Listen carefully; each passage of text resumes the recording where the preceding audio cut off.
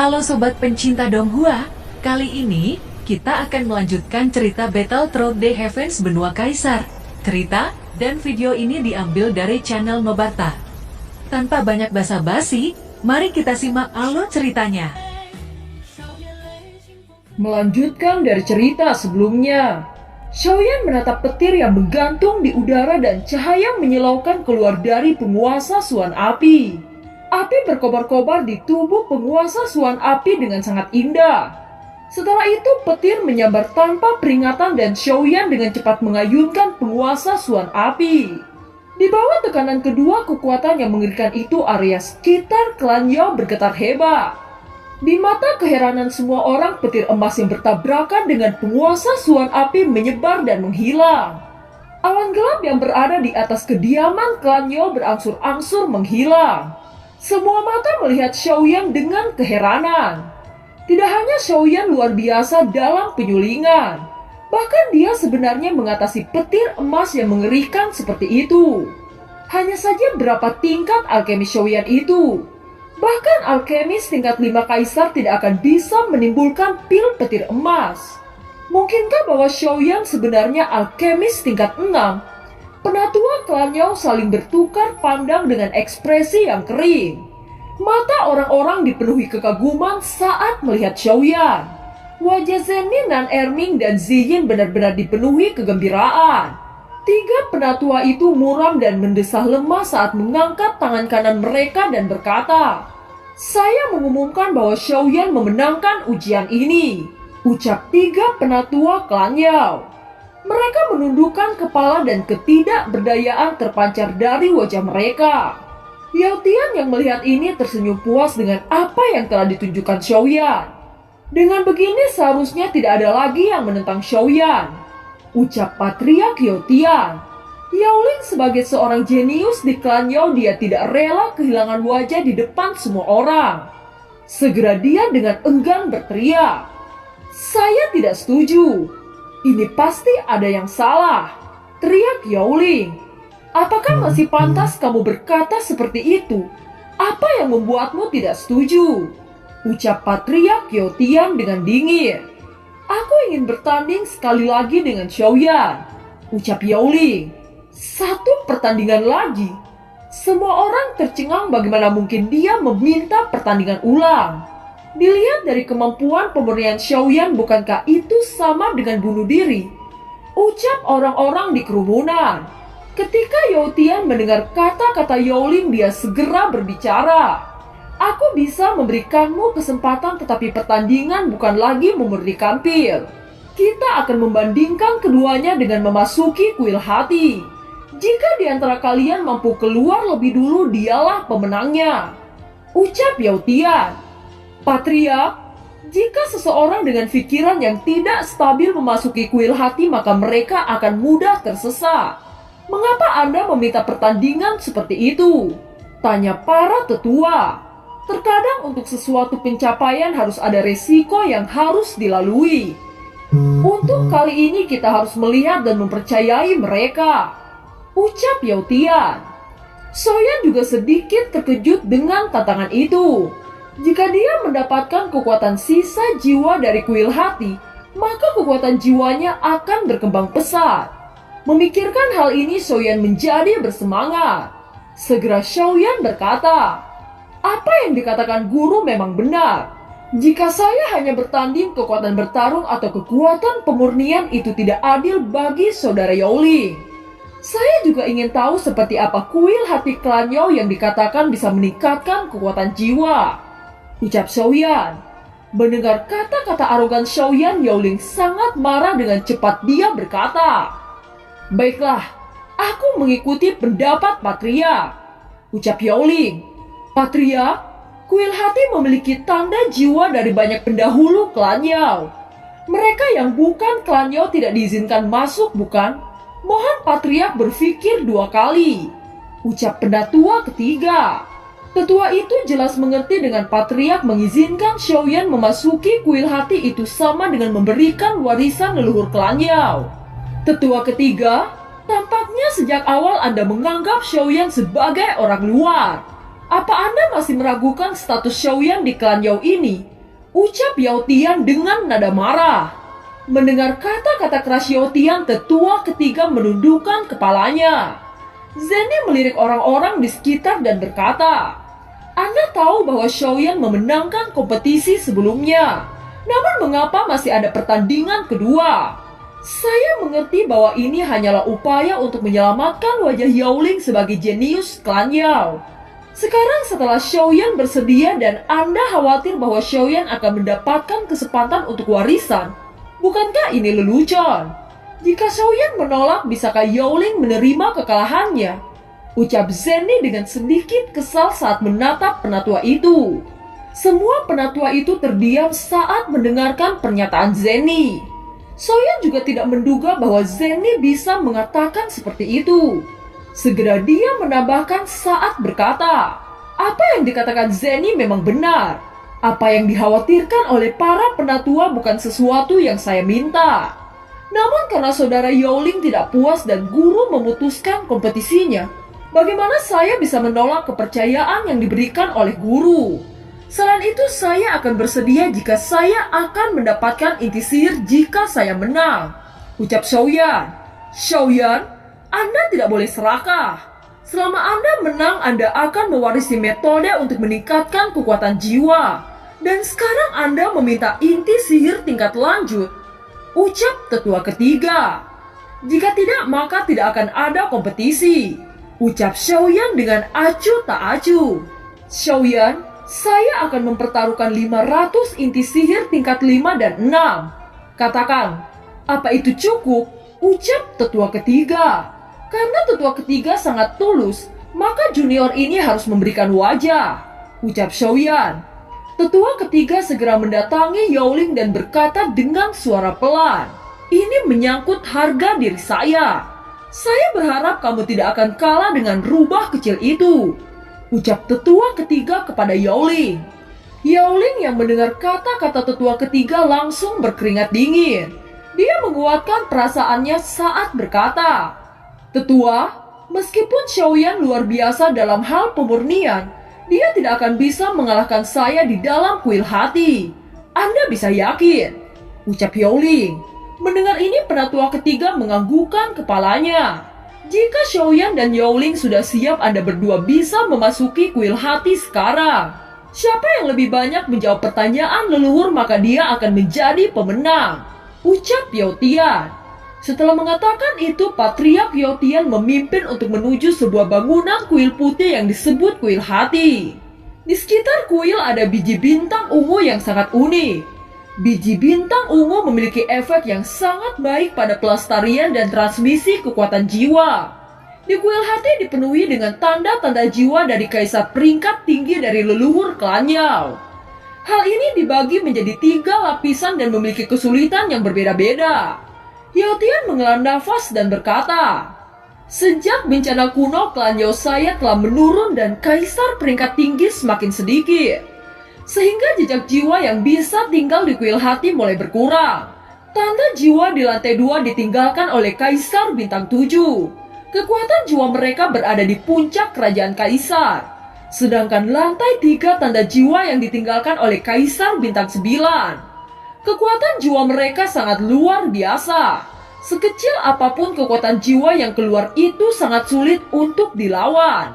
Oleh karena itu ujian ini hanya dilakukan di lantai 2. Ucap Yao Tian.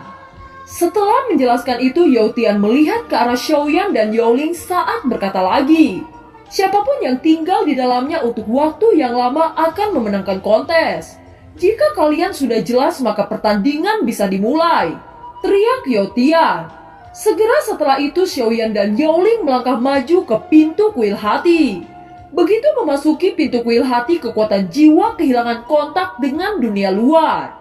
Xiaoyan yang baru saja melangkah maju, dia dikejutkan dengan sesosok raksasa berdiri di depannya. Perubahan yang terjadi begitu tiba-tiba, namun Xiaoyan dengan cepat menolak spekulasi itu. Ternyata monster di depannya tidak lain hanyalah ilusi. Xiaoyan meyakinkan dirinya dan terus berjalan maju. Ketika Xiaoyan melewatinya, sesosok raksasa itu berangsur-angsur menghilang. Soyan mengerutkan kening melihat jalan yang panjang dan gelap. Dia menggunakan kekuatan jiwa untuk menjelajahi jalan. Kekuatan jiwa menyembur keluar dari lautan pengetahuan menyebar dengan sangat cepat ke segala arah. Kekuatan jiwanya dipisahkan dari tubuh dan menyebar dengan cepat. Setelah menemukan rute yang tepat, Xiaoyan terus menyelusuri jalan dan akhirnya dia menemukan monumen batu. Ketika kekuatan jiwa Xiaoyan akan ditarik, 5 jiwa melonjak dengan cepat. Mereka seperti 5 kabut hitam gelap yang memasuki jiwa Xiaoyan. 5 jiwa itu mengalir ke laut kesadaran jiwa Xiaoyan dan bertabrakan satu sama lain. Di lautan kesadaran Xiaoyan, 5 jiwa meledak menjadi ketiadaan. Menghadapi serangan jiwa seperti itu, Xiaoyan merasakan sakit yang luar biasa. Tiba-tiba suara Zanlao terdengar. "Bocah, Anda sangat berani memprovokasi jiwa dari Kaisar Bintang 5 Puncak. Haruskah orang tua ini memuji Anda karena berani atau haruskah saya mengatakan bahwa Anda bodoh?" ucap Zanlao. "Saya tidak tertarik pada boneka jiwa itu. Jika bukan karena kecerobohan saya, tidak mungkin saya mengalami ini. Siapa yang akan mengira bahwa di balik kegelapan ini terdapat banyak tanda jiwa dan itu meledak memasuki lautan pengetahuan saya?" ucap Xiaoyan. "Batu ini, tidak heran jika jiwa-jiwa itu terpelihara. Batu ini sangat langka di benua ini, tetapi saya menduga batu ini digunakan untuk membangun kuil ini. Dunia hanya tahu bahwa batu ini bermanfaat untuk pelestarian kekuatan jiwa. Lantai dan dinding ini dilapisi dengan batu ajaib yang dapat menyerap sebagian besar cahaya, sehingga tempat ini sangat gelap," ucap Zanlao. "Mengapa guru tidak memberitahukan hal ini kepada saya? Apakah guru mempunyai rencana lain?" gumam Xiaoyan. "Bocah, Anda sudah menjadi murid Patriark Klan Yao," ucap Zanlao. Xiaoyan mengangguk. "Keberuntungan Anda sangat bagus. Patriark Klan itu benar-benar menerima Anda sebagai murid. Karena dia telah menerima Anda sebagai murid, maka dia akan menganggap Anda sebagai penerus. Mengenai efek batu ini, saya kira Patriark Klan Yao mungkin tidak tahu bahwa batu ini memiliki efek seperti ini. Karena Anda memasuki tempat ini, maka manfaatkan kesempatan ini. Mungkin Anda akan mendapatkan sesuatu yang besar," ucap Zanlao. Xiaoyan mengangguk dan terus berjalan dengan hati-hati mengawasi daerah di sekitarnya. Di dalam kuil, Xiaoyan yang berada di lantai 2 tidak tahu berapa banyak waktu telah berlalu. Hanya ada kegelapan yang tidak ada habisnya di sini. Dan itu sangat membosankan sehingga membuat Xiaoyan hampir gila. Xiaoyan berjalan mengitari lantai 2 seperti orang buta selama 2 hari ini. Dia tidak dapat menemukan tanda jiwa leluhur, bahkan tidak tahu persis di mana dia berada. Tidak heran siapapun yang keluar paling lama adalah pemenangnya. Jika saya tidak mentransfer energi saya ke jejak penyerapan jiwa, saya takut tempat ini tidak dapat ditinggali walaupun sesaat. Selain itu, di sini sangat aneh sehingga tidak ada yang bisa memprediksi apa yang akan terjadi selanjutnya. Xiaoyan perlahan duduk dan nyala api samar terpancar dari kedua matanya. "Saya tidak percaya bahwa saya tidak dapat menemukan jejak jiwa di sini," ucap Xiaoyan. Setelah mengatakan itu, nyala api 3 warna muncul di sekitar tubuh Xiaoyan. Lingkungan di sekitar tiba-tiba menyala dan penglihatannya segera meluas lebih dari 10 kali. Bintik-bintik kecil cerah yang melayang-layang di kegelapan mulai terlihat. "Mungkinkah itu tanda dari jiwa?" ucap Xiaoyan. Segera Xiaoyan pergi ke titik cahaya dengan harapan besar. Merasa kekuatan jiwa kuat yang terkandung di titik cahaya, Xiaoyan yakin bahwa ini adalah tanda jiwa yang telah ia cari selama beberapa hari. Setelah itu ia menyerap jejak jiwa dan jejak jiwa itu hanya bergetar sedikit dan tidak ada gerakan. Tampaknya jejak jiwa di sini tidak dapat disentuh secara acak. Tepat ketika Xiaoyan berpikir seperti ini, tiba-tiba tanda jiwa lain sedang terbang ke arahnya. Xiaoyan membiarkan tanda jiwa melayang di atas kepalanya, kemudian menunggu kesempatan untuk meraihnya. Ketika kekuatan jiwa itu berubah menjadi titik cahaya, segera Xiaoyan menangkap dan melahapnya. Segera tanda jiwa memasuki lautan kesadaran Xiaoyan dan jejak jiwa ini mengajukan pertanyaan. "Mengapa ada kekuatan jiwa?" tanya jejak jiwa itu. "Jiwa adalah bentuk utama dari manusia. Tidak ada manusia jika tidak ada jiwa, ucap Xiaoyan. Hahaha, bagus. Ucap jejak jiwa itu mengembun menjadi sosok yang samar dari tubuh Xiaoyan. Dia berkata lagi, sebelum bencana kuno orang-orang klan You sangat kuat, dan orang tua ini tidak menerima seorang murid sampai kematian saya. Ini merupakan penyesalan terbesar bagi lelaki tua ini. Karena itu lelaki tua ini memasuki kuil ini untuk meninggalkan kesadaran jiwa dan menemukan seseorang penerus yang layak, ucap jejak jiwa itu. Setelah berbicara, sosok itu berangsur-angsur menjadi ilusi dan menyatu dengan lautan pengetahuan Xiaoyan. Xiaoyan merasa seluruh tubuhnya tiba-tiba menjadi tidak normal. Dia merasa bahwa kekuatan jiwa di puncak kerajaan menjadi lebih murni. Setelah Xiaoyan berhasil melalui rintangan pertamanya, dia melihat jiwa yang sedikit lebih cerah di kejauhan. Jejak jiwa itu menyapu ke arah Xiaoyan. Namun kekuatan jiwa Xiaoyan yang telah mencapai tingkat baru tentu saja tidak takut menghadapi gelombang jiwa ini. Dia menjentikan jarinya dan api langit mengisolasi jejak jiwa yang melayang di udara. Di bawah penindasan kekuatan jiwa Xiaoyan, jejak jiwa akhirnya diaktifkan. Setelah lautan pengetahuan Xiaoyan diaktifkan, ada 9 karakter besar. Di mana hati saya? Jelas karakter-karakter ini merupakan pertanyaan dari jejak jiwa. Oleh karena itu, meskipun pertanyaan tentang jejak jiwa ini hanya beberapa kata, Xiaoyan masih sangat berhati-hati dan tidak berani dengan mudah menjawab pertanyaan ini. Semakin sederhana pertanyaannya, semakin sulit untuk dijawab. Setelah berpikir lama, akhirnya dia menjawab. Hati untuk bertanya pada diri sendiri dan apa yang dia pikirkan untuk menyelesaikannya. Anda bertanya tentang hati, tentu Anda memiliki keraguan di dalam hati, ucap Xiaoyan. 9 karakter bersinar dan memasuki lautan pengetahuan Xiaoyan. Setelah cahaya memasuki lautan pengetahuan Xiaoyan, cahaya itu berubah menjadi warna perak dan menutupi seluruh lautan pengetahuan Xiaoyan. Setelah itu, cahaya perak bergabung di dalam lautan jiwa Xiaoyan. Xiaoyan mengungkapkan senyum bahagia dan mulai menyerap kekuatan jiwa ini. Sekarang kekuatan jiwanya hanya selangkah untuk menerobos. Di sisi lain, di luar kuil, Nan Erming menatap pintu kuil dan berkata, sudah 1 bulan sejak Xiaoyan memasuki kuil hati. Apakah dia baik-baik saja? Tanya Nan Erming. Zenny hanya melihat pintu kuil dan tidak mengatakan apa-apa. Wajahnya menunjukkan kekhawatiran yang mendalam. Sejak Xiaoyan memasuki kuil, kontrak darah Zenny dan Xiaoyan tampaknya terputus oleh kekuatan misterius. Sampai sekarang dia tidak bisa merasakan hidup dan mati Xiaoyan. Yao Ming yang melihat ini, dia berkata, kami sering memasuki kuil hati dan tidak bisa bertahan sampai 1 bulan. Saya tidak pernah berpikir bahwa Xiaoyan bisa tinggal di kuil hati lebih dari 1 bulan, ucap Yao Ming. Tetua ketiga juga merasa gelisah di dalam hatinya. Dia tidak menyangka Xiaoyan mampu bertahan sampai sekarang. Xiaoyan sudah memenangkan pil jiwa dalam kompetisi penyulingan. Sekarang dia mampu beradaptasi dan menjawab pertanyaan jejak jiwa. Jika Xiaoyan bisa bertahan dan menang, maka inti sihir yang saya kumpulkan selama bertahun-tahun akan jatuh ke tangannya. Xiaoyan tidak boleh menang, ucap dalam hati penatua ketiga. Yao Tian menatap dengan tenang pintu kuil dan selalu percaya bahwa Xiaoyan bisa mampu bertahan. Nona Zenny tidak perlu khawatir. Saya sudah melihat bahwa Xiaoyan baik-baik saja, ucap Yao Tian. Mendengar ini, Zenny segera menoleh ke Yao Tian untuk bertanya, bagaimana Patriark bisa tahu? Tanya Zenny. Yao Tian sangat tenang dan menunjuk dengan tongkat kayu di tangannya. Dia berkata, lihatlah rune khusus di dinding luar kuali hati ini, ucap Yao Tian. Setelah mendengar kata-kata Yao Tian, mereka bertiga melihat rune di dinding luar.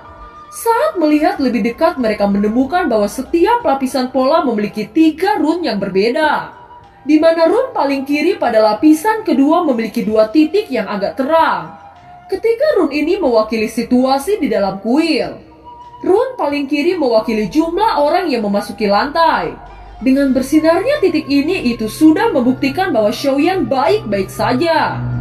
Rune di tengah adalah penindasan jiwa. Jika ada titik cahaya di dalamnya, berarti seseorang di dalamnya telah ditindas. Namun situasi semacam ini masih relatif jarang.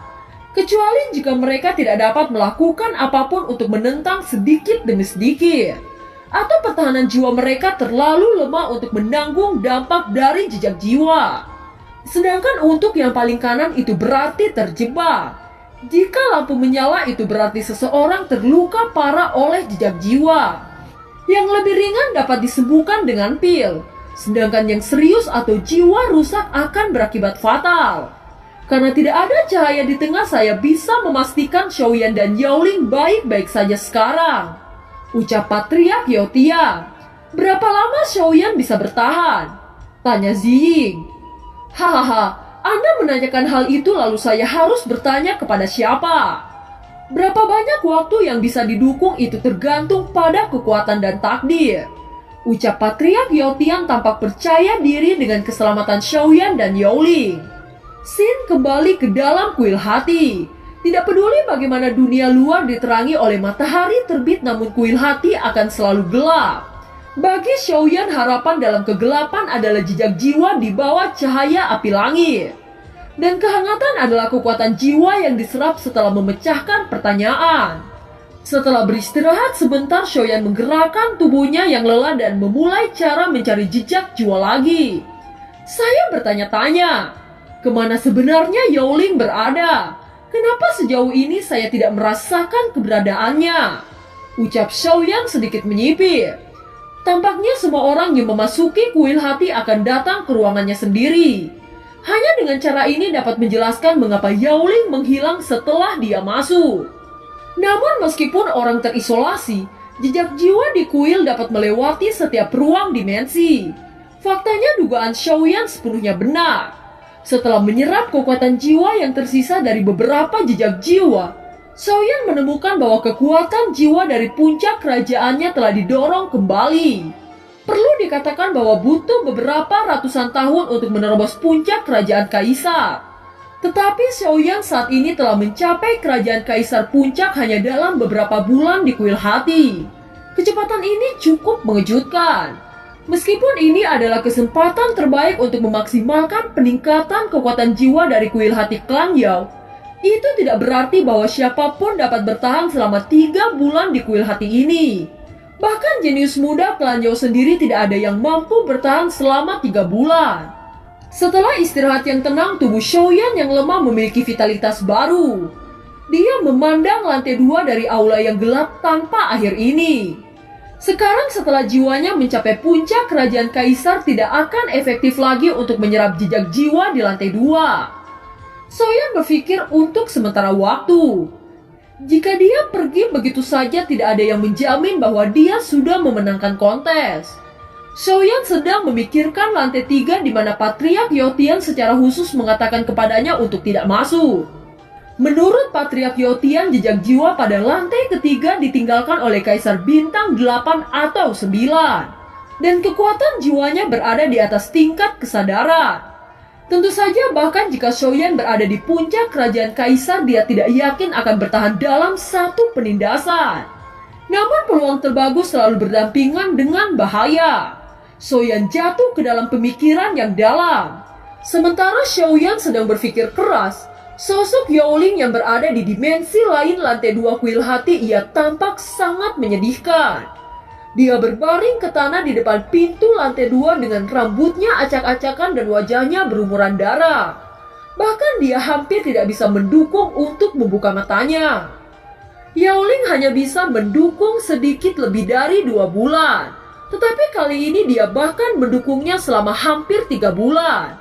Dia tidak ingin bahwa dia akan dikalahkan oleh Xiaoyan di kuil hati ini.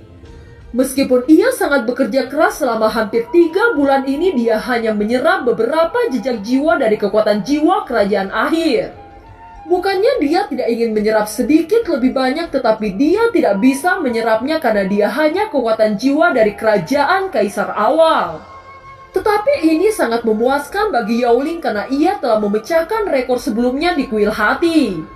Dia bahkan merasakan bahwa Xiaoyan memasuki kuil hati untuk pertama kalinya tidak akan mencapai hasil yang sama seperti dia.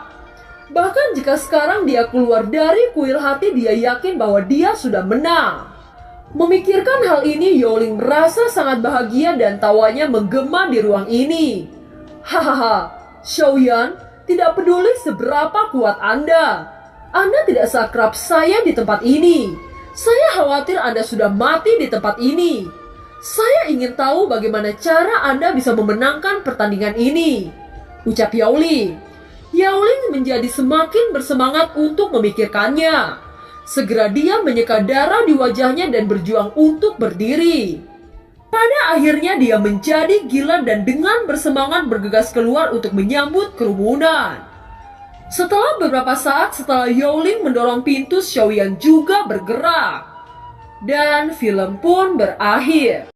Terima kasih telah menyimak dari awal sampai akhir ya. Sampai jumpa.